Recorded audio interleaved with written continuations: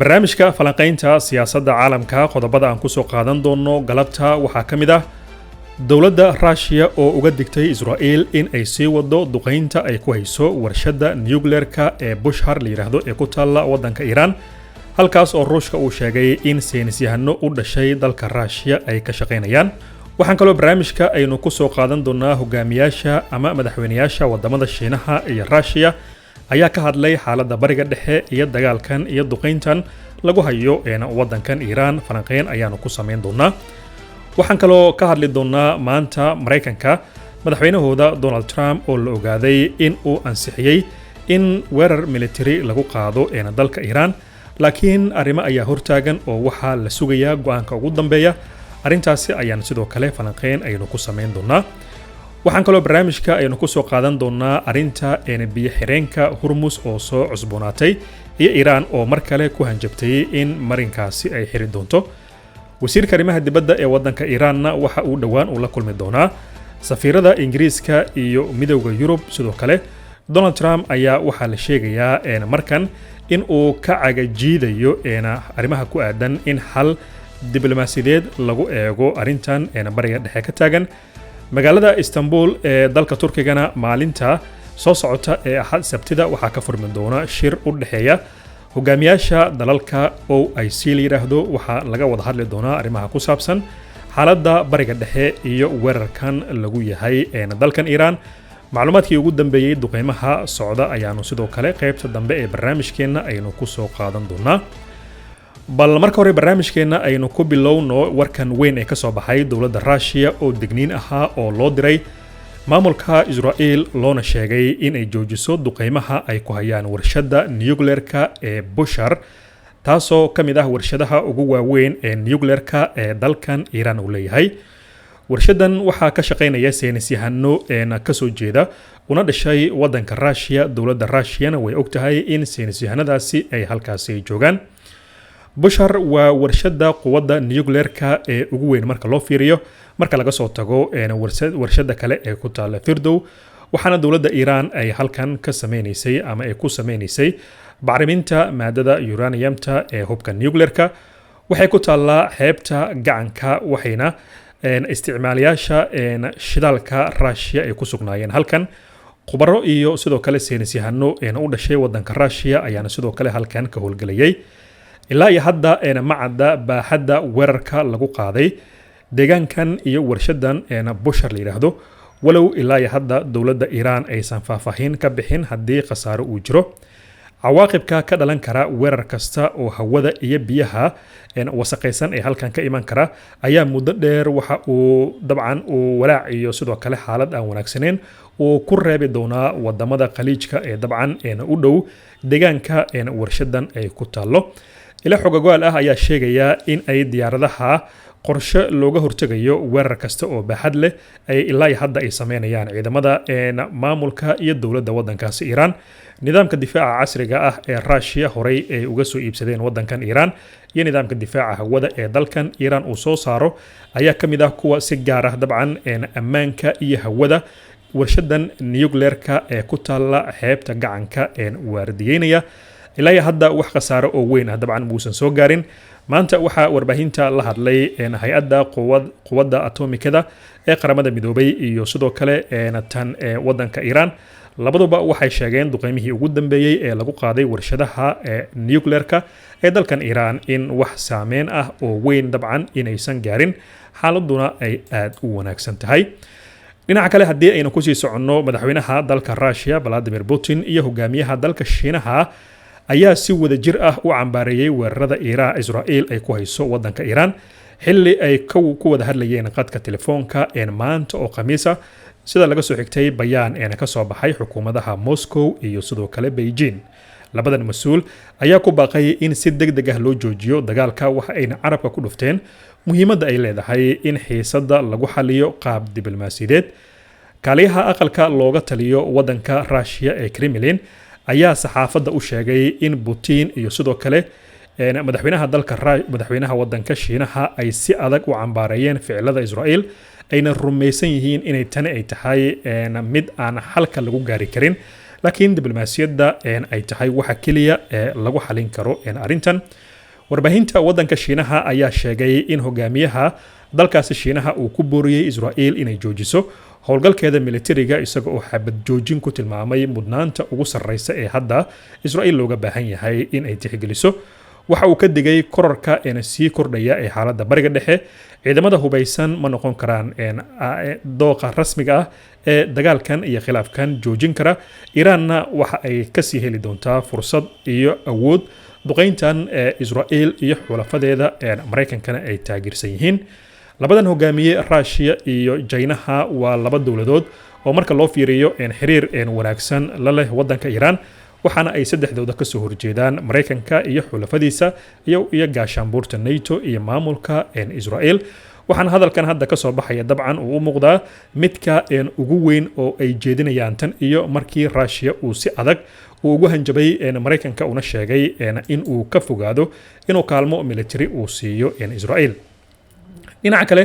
madaxweynaha dalka Russia Vladimir Putin ayaa mar kale waxa uu ka digay in la beegsado hogaamiyaha ruuxiga ah ee dalkaasi Iran Ayatollah Ali Khamenei. madaxweynaha Ruushka Vladimir Putin ayaa sheegay in qaraarka lagu soo afjarayo dagaalka u dhaxeeya Israa'iil iyo Iran uu yahay mid la gaari karo, isagoo dhanka kale ka digay in duqeymaha Israa'iil ay xoojiyaan isla markaana ay beegsadaan shacabka iyo hogaamiyaha ruuxiga ah ee dalkaasi.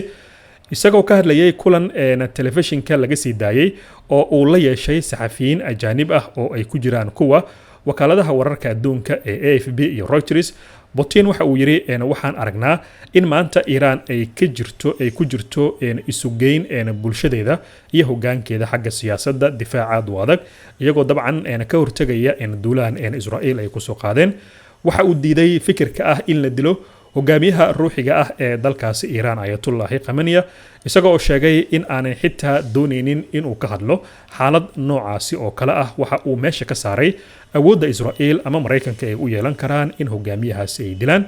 tani waa arrin xasaasi ah, dabcan waxay u baahan tahay inaan aad uga taxadarno halkan, laakiin fikrad ahaan halka waxa weeye nabad. Putin ayaa sidaasi saxafiyiinta u sheegay.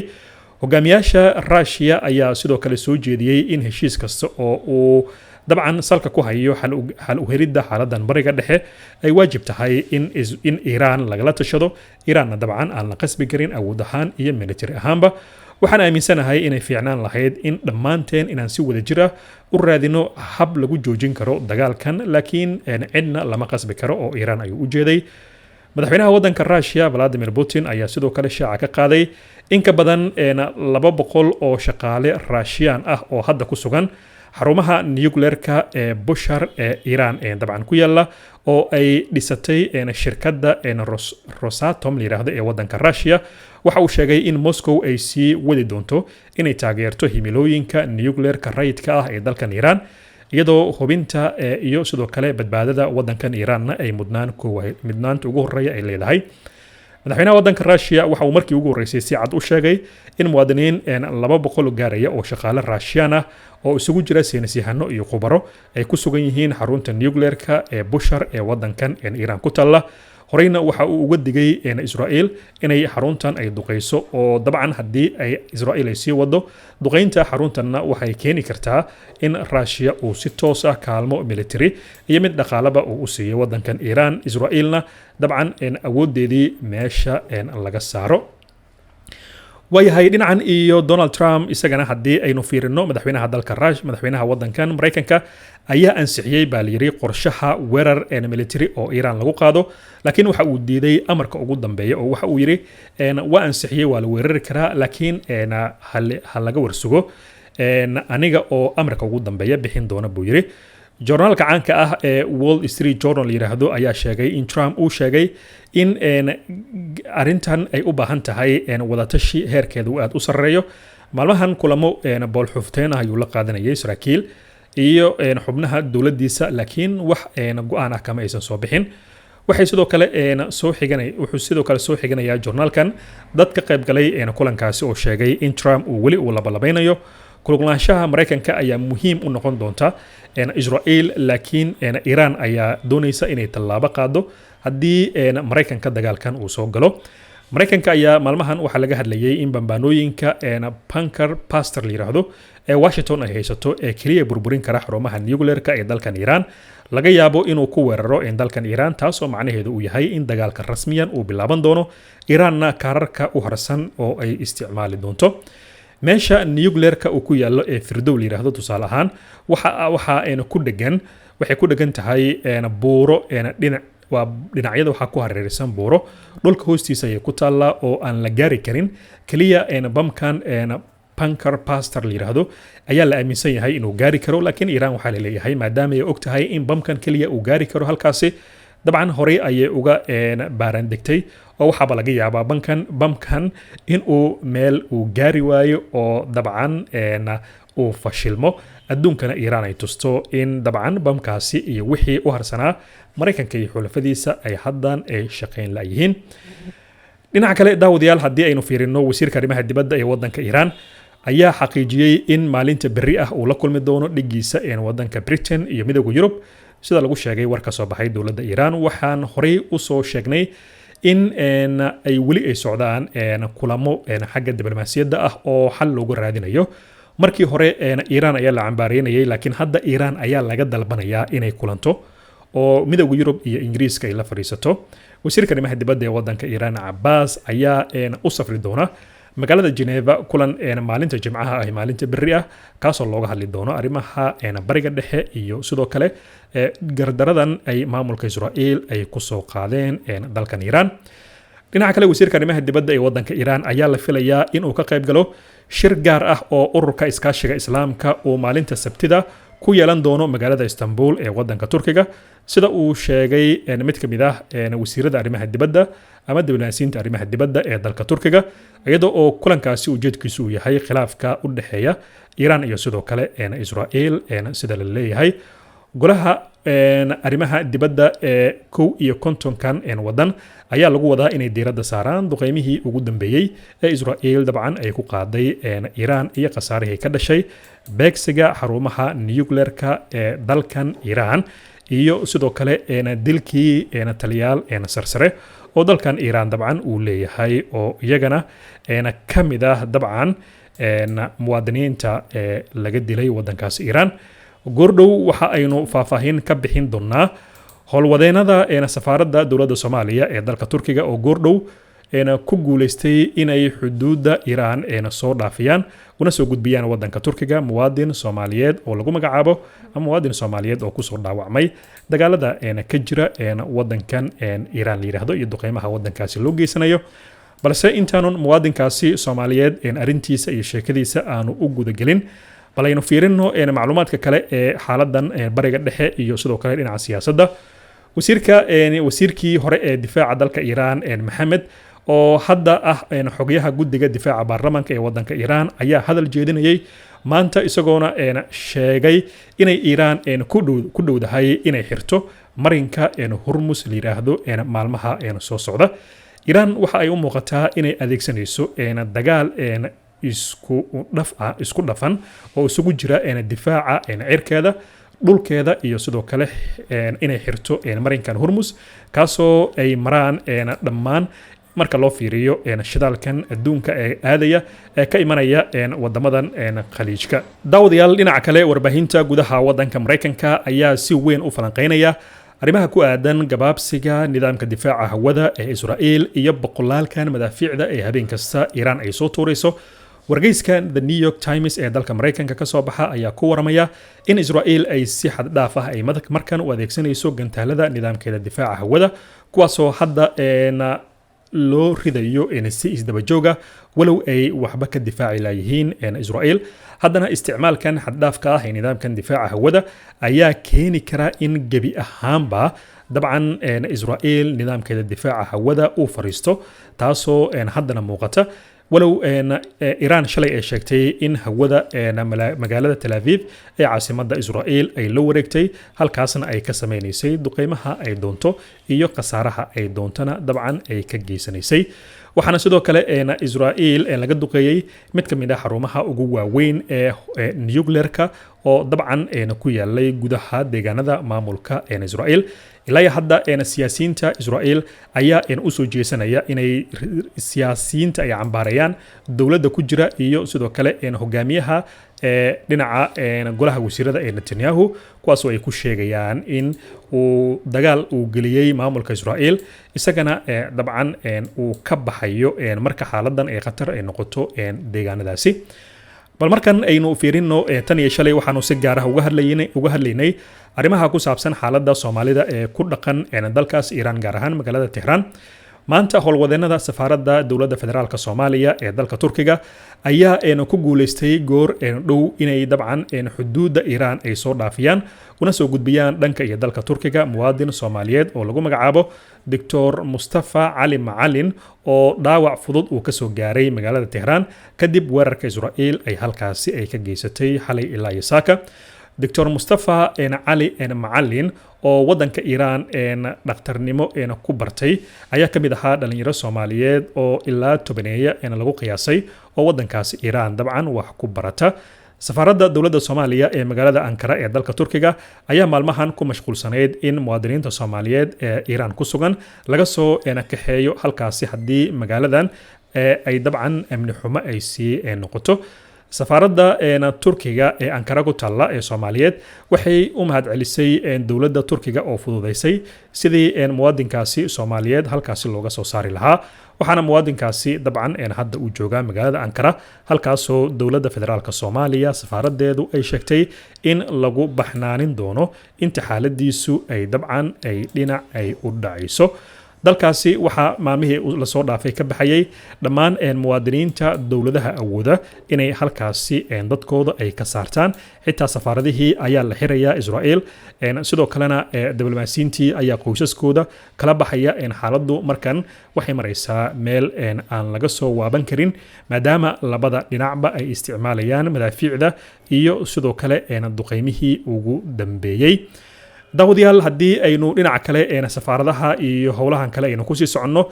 safaaradda wadanka Bulgaria ee magaalada Tehran ayaa maanta sheegtay in ay xirtay safaaraddeedii Tehran ku tallay dhammaanna diblomaasiyiinteedii iyo shaqaalahoodii iyo sidoo kale qoysaskoodiina ay halkaasi ka soo saareen wasiirka arrimaha dibadda ee wadanka Bulgaria Rozan ayaa maanta sheegay isagoo la hadlayay warbaahinta gudaha wadanka Bulgaria waxa uu sheegay safaaraddaasi inay ku taalo mid kamid ah meelaha dabcan Israa'iil ay duqeynaysay maalmihii la soo dhaafay diblomaasiyiintana halkaasi dabcan waa laga soo saaraya dhinaca kale dowladda Britain ayaa iyana safaaraddeedii ku taalay Jerusalem waxaa la sheegayaa safiirada iyo diblomaasiyiinta in qoysaskooda iyana ay halkaasi ka soo saartay halka sidoo kale ay dabcan arrimo kale ay jiraan oo ku saabsan in Mareykanka isna safaaradihiisii Jerusalem iyo sidoo kale Tel Aviv dabcan la xiray ergeyga gaarka ah ee Mareykanka ee wadanka Suuriya Tom Baraka ayaa isaguna waxa uu sheegay in kooxda reer Lubnaan ay dabcan ay sameynayso go'aano qaldan maadaama ay ku lug yeelanayso buu yiri duqeymaha iyo dagaaladan bariga dhexe dabcan Xisbullah iyo sidoo kale kooxda waxa iska caabintay reer Falastiin iyo kuwa reer Yemen dhammaantood waa xulafada Iran waxa ayna mar walba diyaar u yihiin dabcan inay taageeraan dowladda Iran oo ay dabcan ay ka taageeraan kana difaacaan duqeymahan Mareykanka haddii dagaalkan bariga dhexe Mareykanka uu soo galo waa qasab baa la leeyahay kooxahan meelaha ay joogaan ayay duqeymo ka soo sameyn doonaan oo Israa'iil meelo badan ayaa laga soo duqeyn doonaa daawadayaal macluumaadkan ku saabsan xaaladda bariga dhexe saacadba saacadda ka dambeysa waxaa ka soo baxaya macluumaad waaweyn oo dabcan ku qotoma xaaladdu siday isu bedelayso iyo sidoo kale marxaladda meesha ay joogto duqeymuhu saacad ayay Iran iyo sidoo kale Israa'iil isu weedarsanayaan markii hore duqeymaha waxaa la sheegayay Iranna Israa'iilna ay ku faanisay inay dabcan ay ka soo duqeynayso oo diyaaradaha duqeymaha geysanaya Israa'iil ay ka soo baxayaan laakiin warbaahinta gudaha wadanka Shiinaha saacadii la soo dhaafay waxa ay ogaadeen in diyaaradaha duqeynaya dalka Iran dabcan inay adag tahay in la aamino inay ka soo duulayaan Israa'iil oo dabcan masaafo kun ka badan isu jira Israa'iil iyo sidoo kale Iran marka warbaahintan Shiinayska waxay leeyihiin diyaaradahan militariga ee Israa'iil ee duqeynaya wadanka Iran waxay ka soo kacayaan qaar ka mid ah dalalka gobolka waxa suuragal ah baa leeyahay inay ka soo kacayaan Iraq ama Jordan ama Kuwait ama imaaraadka carabta ama sidoo kale wadanka qatar walow dowladda imaaraadka waa dowladda iiraan weli inaysan si cad ah uga hadlin diyaaradahan dabcan halkan ka soo duulaya horey ayay ugu digtay iiraan dalalkan carabta in maraakiibta fadhiya biyahooda iyo saldhigyada maraykanka uu ku leeyahay dalalkaasi haddii laga soo weeraro dalka iiraan in keliya optionka u furan ama ballanqaadka u furan inuu yahay inay duqeyso dalalkaasi carabta taasoo dabcan carabtana kusoo jeedi karta dagaalka marka hadda ikhtiyaarka wuxuu horyaalaa dalalkan carabta miyaad ogolaan doontaan in maraykanka saldhigyadiina uu soo isticmaalo uu soo weeraro iiraan mise dagaalkan bannaanka ayaad ka joogi doontaan marka iiraan waxay leedahay taageero hadda idinkama rabo maadaama maraykanka uu idinla joogo laakiin waxa keliya idinka la idinkaga fadhiya ayaa waxay tahay in saldhigyadaasi la iga soo weerarin halkaas bay hadda iiraan iyo carabta u kala joogtaa maraykanka markuu dagaalka soo galo waa la arki doonaa marka meesha maraykanka uu ka soo duulo ileen diyaarad ka soo duushay maraykanka ama diyaarad ka soo duushay yurub dabcan inay iiraan duqeysa haddana ma noqon karto xaaladdu sida uma sahlana daawadeen macluumaadkan ayaa ugu waaweynaa kuwa saacadan ka taagan dalalka bariga dhexe iyo sidoo kale caalamka intiisa kale macluumaadkan iyo kuwa kale si aad u hesho fadlan subscribe saaro channelkan oo la soco aad iyo aad baad u mahadsantihiin dhammaantiin